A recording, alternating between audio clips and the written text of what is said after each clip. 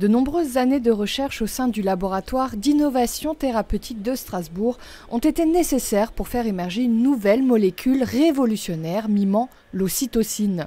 L'ocytocine est une hormone clé impliquée dans plusieurs mécanismes physiologiques et comportementaux. J'ai lancé un projet de recherche à l'époque qui était un peu spécial. Je m'étais demandé quels étaient les mécanismes moléculaires de l'amour. Et à l'époque, il n'y avait strictement rien, dans les sciences dures en tout cas, sur l'amour, aucun fil à tirer, jusqu'à ce que des collègues américains caractérisent une hormone, qui est l'ocytocine, qui est fabriquée dans nos cerveaux, et qui joue un rôle essentiel dans tout ce qui est attachement. Alors attachement entre parents et enfants, attachement entre adultes, et puis aussi attachement à son groupe social. Et il a été observé que si on prive un nouveau-né de cette hormone dès la naissance, eh bien il ne va pas interagir avec son groupe social.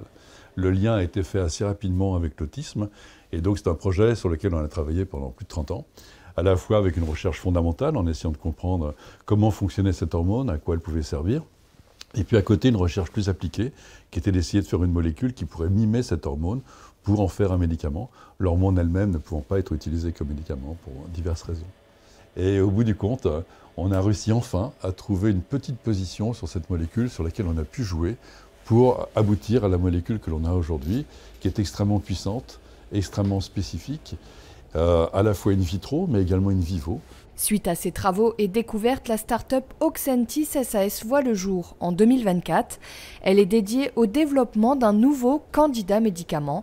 Auxentis SAS est actuellement incubé chez Semia et a bénéficié du soutien de la SAT Connectus. Notre motivation principale, c'était l'autisme. C'était essayer de trouver une molécule qui redonne la capacité aux autistes de décrypter les émotions dans un regard, sur un visage. C'est ce qui manque à tous les autistes, quelle que soit la forme d'autisme, des formes les plus sévères aux formes les plus bénignes en fait. Donc ça, c'était la première application. Et puis en fait, l'oxytocine est une hormone absolument extraordinaire qui a une foule d'actions, une foule de fonctions. Et il est probable que notre molécule qui mime l'oxytocine va permettre aussi d'activer ces fonctions. Donc on a déjà vu l'alcoolisme.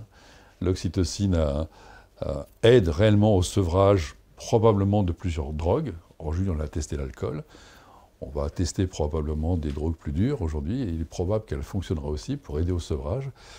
Et puis, on a montré que l'oxytocine est impliquée dans ce qu'on appelle des douleurs neuropathiques, comme la sciatique par exemple, donc des douleurs chroniques. Et là aussi, dans les tout premiers essais, la molécule se révèle extrêmement puissante, extrêmement active. Auxentis SAS est en phase de levée de fonds. Si tout se passe bien, un traitement est envisagé d'ici une dizaine d'années. Les troubles du spectre autistique touchent aujourd'hui au moins une personne sur 100 dans le monde.